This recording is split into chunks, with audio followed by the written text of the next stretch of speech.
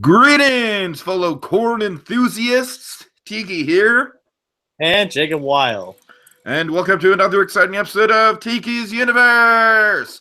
It's the show where we react, respond, and review episodes of Steven Universe, mostly, but also Star versus the Force of Evil, which we'll be talking about right now. That's right, Jacob. That's right. This show on the channel that covers two cartoons because they both have to do with universe, because Star vs. Force of Evil has the interdimensional thing and whatnot. Yeah. All right. So we're talking about On the Job. It's season 2, episode 12 of Star vs. Force of Evil. This is the last episode that we're getting before a brief hiatus, and we're going to be coming back on September 12th with new episodes of Star vs. Force of Evil, at least for a few weeks. So until then, we have this to talk about, and this was kind of an interesting little side to the episode we talked about before, which was Star Sitting. So this episode kind of, while Star Sitting showed us the Star and Marco side of that storyline, this episode showed us what Buff Frog, not Butt Frog, Buff Frog is doing in his time when Star and Marco are babysitting the tadpoles, and especially little Katrina. All right, so Jacob, let's kind of jump into it. We get this delightful montage with this Russian music and Buff Frog playing with the babies. Oh my god. His stint into fatherhood. Right. Just really fun way to start it off. Then he calls. It's obvious he's been a father to them for quite a long time, because if Ludo and the Wild, they need to go by, they're at least more than 90 days old at this point. Yeah, right. It's kind of. Do we have a mother for them too? By the way, did we ever see that? No, it's just like Ludo gave them. What about the principal at Star's school? Didn't the principal of Star's school and Buff Frog hook up at some point, or am I just totally not remember? Or not the principal, but the teacher. I think that was someone else. Okay, yeah, because I remember her hooking up with someone. Anyways, it's not that. Yeah, but there is no mother. But there's just like Ludo, like found them in a had a sack full of them, and he gave them to Buff Frog in. Oh, that's right. That's okay. My bad. In an attempt to make up with him, sure. Which obviously didn't work. But he took the babies anyway. Okay, so he's kind of desperate for work, so he calls up Boo Fly. Have you seen Boo Fly before? I have no idea, but they had to establish why he's desperate. Because little Katrina's hungry. All the babies are hungry. He has 12 beautiful but very hungry babies. And they don't have any food. Mm-hmm. So you don't know if you've seen Boo Fly before? I don't know. He doesn't seem familiar. He probably used to be another one of Ludo's henchmen. I don't remember. That's what I'm wondering, if he was one of Ludo's henchmen or not. Okay. I mean, I know he did have a fly henchman. I just don't know if it's the same one. I would be willing to guess it is, because he obviously has a history with Buff Frog, because he's trying to stick up for Buff Frog throughout the episode. So I just don't think he's ever spoken before. Yeah, he's got a very distinct. His voice kind of reminds me of one of those voice boxes for people that have throat cancer. It's very mechanical. Yeah, so I don't think he's ever spoken before this episode. Uh-huh. So we get a really funny gag with Buff Frog. He's just Doofly's like, I don't know, man. People have said you've gone soft since you've had kids. And then Buff Frog's just like, oh no, that's just not true, and I am just as evil as ever. As he's rocking babies and cleaning his house at the same time. Oh my god. This show is really good with visual humor like that. Yeah. Okay, so we get a quick kind of that Star Marker or babysitting. Yep, it's the same episode. Okay. But we see from his point of view as he leaves them behind. Yeah, and interesting, Jacob. What is the first thing we see him do when he leaves them? Cry. Yeah. He's crying hysterically. He's trying to pump himself up. He's like, "Who is more evil than you? Nobody. That's right, nobody. Yeah." He misses his babies. Yep. And of course, we're gonna have he's gonna miss like most of his babies growing their legs, except for little Katrina, of course. Yep. I love how little Katrina, like, let's just use little Katrina as like the epitome of cuteness on the show. Like the measure for which all other cuteness on the show is measured by is little Katrina. The epitome of cuteness will be known as Katrina. Okay. Da da da da Katrina. Ba ba ba ba ba ba. So then he meets up with his fellow monsters.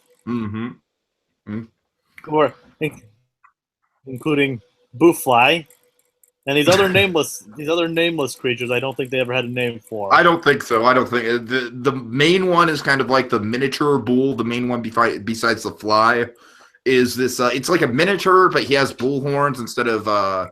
So I just call him miniature bull. I don't know. Anyways, so now we get. I'm sorry. Go ahead. Who all are on the lines of him going soft. So we get a little background about we have the corn, and we see rats kind of exchanging corn. And Jacob, I gotta say that it really throws me off that we have this this corn subplot introduced into the mix all of a sudden, but it's kind of brilliant at the same time because it's just like, okay, like suddenly corn has become this like really like this hot commodity in the universe, and I'm down with that. I'm down to see where it goes from here. And plus they throw in a line that goes by quickly, but is actually very important. How it mentions that monsters are starving. Yes, you're right. That's a line that goes by quickly, but is actually really important. And also, only humans have corn. Yeah. So, okay, so which actually plays in later. Of course. So Buff Frog has a plan. A, we capture the rat. B, we get the rat to tell us how he got the corn. And he's jumping around the trees. He grabs the rat. Surprise! Like the others want to do a head on assault, but it's like the element. I'll show you. Element of surprise. And so it turns out he lives up to the frog part of his name. Yeah, jumping around in the trees and everything, right? Yeah, right. And that's the first time I've actually shown him be a yeah, you're frog. right. Like a frog. So he ambushes in a surprise, motherfucker kind of thing. Yes, he totally says that in a Disney show. Well, Surprise, motherfucker! He doesn't like that kind of moments. Yeah, right. So what happens is when he's trying to torture it for information, like holding it against the tree at first, he then sees him holding his little babies,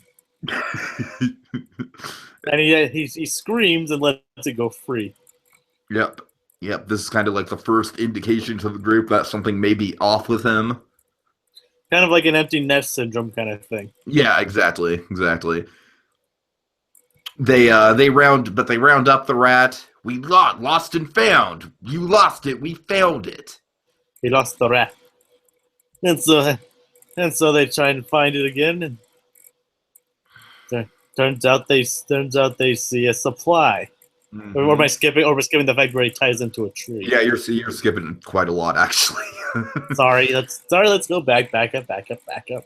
Rewind, just like wander over yonder, just like wander rewinds of that one episode with a banjo. Yep. Please tell me you know what I'm talking about. Yep. Okay, good. I'm sorry, that was a really obscure reference. Okay, anyways. Yep, I know what you're talking about. So, I'm sorry, that was super obscure. So let's get back after the rat runs away. They catch him again, and they want Buff Frog to torture him, but and that's not going to work because he grabs there's a whole table full of torture devices, and for some reason, and also a toothbrush, if you noticed. Well, Jacob, you don't understand. The toothbrush is the most lethal of all torture devices. Yes, of course. And so he again sees like he imagines that he's feeding one of his babies. Oh God. Oh God. and thus it goes free again, and that's not wait. And he's like no, like I don't want you to see this, and like shoos them away. Yeah. Yeah. And then while they're talking about leaving him, they actually hear the rat screaming. And then it's gag. The only reason that like he's showing him baby photos. This is my little Katrina. Look how cute my babies are. These are vacation photos. And the rat's just trying to get away. And then I love how he's like, oh, we should do a live chat. I'm going to call Star right now. And then that's when Star receives the call. Oh, right. Okay, Yeah. Let's see. And thus I believe that's when the rat goes free, isn't it? After like he lets the rat go. And Buff Frog, he's trying to say like, no, it's part of my interrogation technique. The prisoner will get so freaked out that he'll lead. Or I'm sorry, is this the fly saying it's this, Boofly. right? It's Boofly covering up for him. Like okay, I'm sorry. Yeah, you're right. Boofly's like, no, the prisoner's going to get so freaked out he'll lead us right to where the corn is. Technique. Okay. Yeah, that's the last time he'd cover for him, basically. Yeah, I like this moment, though. He's like, hey, bro, you good? You don't look good. No, there's something like very pleasant about that. It's like, he's kind of at the end of his rope with Buff Frog a little bit. He's been covering for him, but at the end of the day, he cares about his friend. He's like, hey, bro, you good? I don't know. I just thought there was something kind of pleasant about that little exchange. Yep. But so the Minotaur decides to trick the Minotaur bull, or whatever you want to call him. Yeah, whatever. He decides to use the rope that was attached to the rat to track him. Mm-hmm. And thus, after a bit of excursion, which isn't really shown, they come across a supply line where there's a bunch of rats carrying corn to and from a specific destination. Oh boy. They decide not to see where it goes to, but to where it comes from. Yes. Follow the supply route to source and we'll be swimming in delicious corn. Again, I just love how corn has suddenly become this hot commodity in the Star vs. Force of Evil universe. Okay, but Buff Frog, unfortunately, is not going to go with him, and kind of Boofly kind of is gently letting him know that, like, no. Oh, wait. I think something happened, like, that they're, like, going to ambush or, like, lead them or something like that, but instead he grabs 2 baby toys. Right. Yeah, you're right. He grabs 2 baby toys and makes a noise and alerts the rats of their presence, and they scatter. And that's kind of the last straw. Boofly, he's trying to be smart, but he's like, just go home, man. Just go home. Thumpy bumpy. No. Now thumpy bumpy. Bumpy. Oh God. No thumpy bumpy. And then, oh God, Jacob, I love how this moment tied into each other with the 2 episodes where Star sends Buff Frog the photo message. Good luck on your new job. We're counting on you. And I gotta say, man, like, the "we're counting on you" thing, that's an emotional moment. Like, that's a genuinely emotional moment, even though this character is kind of like an absurd kind of like Russian stereotype almost, with his accent at least. It's like we really feel for Buff Frog in this moment. He's doing the best he can, and his babies are counting on him. I don't know. I thought it was really nicely done. Yeah, I do agree there. I mean, even though it's a message from Star, he totally saw it as like, he's like, my kids really are counting on me. They won't survive without me. Mm-hmm. He's just trying to be a good father to his kids, no matter even what the other monsters think. Yeah, I thought that was a really strong moment. Really, really good emotional moment in this episode, for sure. And that's when he decides to take charge. Yep. And decide to follow them to their source. And then the source is the monsters that left Buff Frog behind come across the Butterfly's castle. Oh boy. It's all coming together. With a huge field of corn. Yes. Like, there's no other crops except corn. Cord. It's like the Tomorrowland teaser trailer with all the giant like cornfields everywhere except Tomorrowland. And thus they try to sneak in to get the corn, but it's seen that there's a giant force field surrounding it. Mm-hmm. Mm-hmm. They're hoarding the corn. Which also hints that like they're not entirely being fair. Yeah, you're right. You're right. It does kind of hint at like maybe the butterflies are just hoarding all the corn for themselves. We don't know. That is kind of a little interesting wrinkle that we got in there. Or at least the humans are.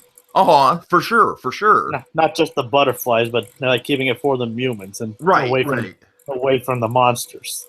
Yeah, interesting little bit of social commentary right there. I didn't even pick up on that. Nice. Kind of also a bit of a segregation kind of thing, like in Independence Day.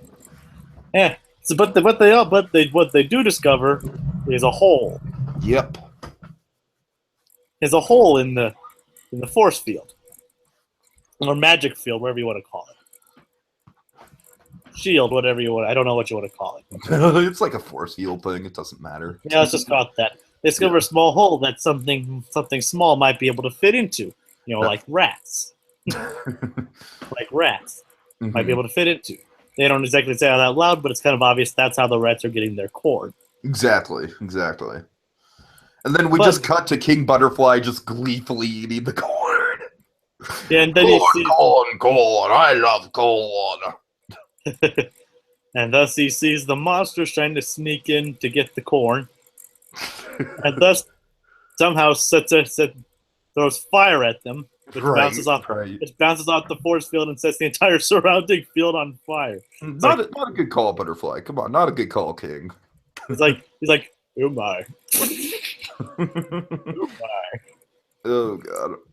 But thus Buff Frog comes in to save the day. Yep. And pulls them all to safety. In which they all reconcile. And then the Minotaur is horrified because he's missing an ab. And it's like, oh, there it is. Oh, thank corn. and this Buff Frog like feels how he's like true. Like we didn't get the corn. True. But we now discovered that there is a hole. Mm-hmm. Which they decide they can use to their advantage. And the hole's not there for any reason. The hole is there for a very, very particular reason, which we'll find out very soon. Yes. So, but after that, after they reconcile and they realize that Buff Frog's not too bad of a guy, he decides to go back to pick up his little babies. Especially my little Katrina. Yes. And then they all have like a heartfelt moment where all their eyes wide. And Minotaur's like, I'm going to call my dad. Oh, God. And then we get a cliffhanger that we're going to have to wait a month to see the resolution to, which is great. And for the remainder of the episode, we see the supply line. Yeah. For the last 15 to 20 seconds, we see where the supply line is heading to. We see them heading towards a dark, mysterious building with a green light coming out of it. The rats throw the corn onto a pile, and thus it pans up to reveal it's for Ludo. Oh, boy. I love it. I love how Ludo was such a joke of a character in season 1, and now they're really building him up to be a legit force. He's got his workers, he's got his resources. It's great. I really love how they're tying the Ludo storyline together. And he didn't even say a word in this episode. Nope. But he looks damn intimidating with the different like braided, bearded ponytails that he has. The glow of the wand. Right. Oh, I'm loving it. The sickly green glow. And this is why I pointed out the fact that the whole starving thing was important earlier. Here's why. From what it seems, it's like he's gathering that food for a reason. Here's what I think. Okay. He who has food has power. Oh, I see what you're doing there. Okay. He might use the food. He's going to use the food to get more people on his side. As leverage, because, the monsters are starving. Right. If he has leverage, i.e. corn, which is revealed to be a delicacy amongst the monsters, mm-hmm. He'll have his way. If you notice, the rats are the same ones that he took over in that one episode. Yeah, very true, very true. And now he's got them doing his bidding to retrieve the corn. I honestly thought we were going to get some sort of confrontation between Ludo and Buff Frog this episode, because as soon as I saw the rats, I did make the connection to Ludo. So I knew we were going to see Ludo at some point in the episode. I honestly didn't think about the rats until, Yeah, no, I definitely made the connection. I noticed that those were the same rats that Ludo was controlling, so I kind of figured they were under Ludo's control. But I didn't catch that until I saw the pan up at the end. Mm-hmm. Right. But that's how I connected. Like, obviously these monsters are starving and struggling for food, or else they wouldn't have called upon Buff Frog to do their work. Oh, yeah, exactly. But if Ludo's, like, you saw that Ludo has like a whole bunch of corn. So like he who has like, and that's like kind of like King Butterfly and the butterflies. They have all the food too. And keep in mind, now they don't have the corn anymore because the corn all burned. So that could be something that we can see being paid off really soon. Well, I think the corn was protected by the force field. Oh, I thought the corn all burned down. I'm sorry. I think it was just the field surrounding it. Oh, okay, that makes sense. Okay. Because remember, the fire bounced around it and surrounded it. Because I was about to say, if the fire did take out the corn, then that would mean that Ludo would have more corn than the butterflies at that point. Who knows? Maybe it did. At least I didn't see it. We'll have to go back and rewatch it. Yeah, but as far as I know, their corn's still fine. But like I said, it's clear that they have power over the food. But now let me just pose one last question to you, Jacob. Yeah? Just why corn of all things? Why is corn of all things the hot commodity? Is it just a joke? Is there something more to it? Is there something that we need to look deeper into for the corn thing? I don't know. That's what's kind of scratching my head about the whole. There could be some historical things, like real life historical things, like that's what the Native Americans traded a lot. That's true. That's true. Okay, that's connection. Or there could be some historical thing in this show that we don't know about. Maybe it's something we missed in Independence Day. Right. Okay. But from what I see, like, I could be entirely wrong on here, but it could be something along the lines of, he who has food has power. No, I definitely think that's what they're building up with Ludo, for sure. Like, they're starving, they're looking for food. If Ludo gives them food, they'll do whatever he says. Exactly. I mean, that's what it's implying almost. Like, he didn't even need to say a word, and they just threw corn upon it, and that's what it seems like they're doing. He's like building food to amass the monsters to work for him again. And I think he's not just going to have like a ragtag group working for him. I think he's amassing an army. I think that's his ultimate goal this season. Yeah, I mean, like, remember, in the first season he had a castle and some loyal followers. Mm-hmm, exactly. But they were kind of wizards. They didn't know how to take on Star or anything like that. But now it seems like he's planning, and instead of just going full force to the wand, I'm actually going to work towards my goal. Yep. Which is making him actually pretty damn intimidating, I must say. Who knows? Maybe it's the wand's influence. I mean, then again, he was kind of like that in Ludo versus the Wild before the wand. So who knows? Maybe he's just had to. I honestly think it was just the experience of Ludo in the Wild that kind of gave him this newfound kind of strategy. Might All right. Well, another episode that ended on a twist. Yeah, exactly. Frankly, I won't say this one had a big of a twist. It had the biggest twist. Oh, no. This one, no. I mean, this one was kind of like an added development of what was going on in the episode 2 twist, for sure. But the episode 2 twist was like the biggest twist the series have had so far. Oh, yeah. Oh, definitely. Okay. Yeah, but the ending just shows what music and lighting can make even the silliest character look intimidating. Exactly. I mean, like you said, Ludo, first season, kind of a joke character. I mean, even towards the end of the season, when he got to be more sympathetic, kind of, even then he was kind of a joke. But now he's establishing himself to be a serious threat, but a potentially serious threat. Right.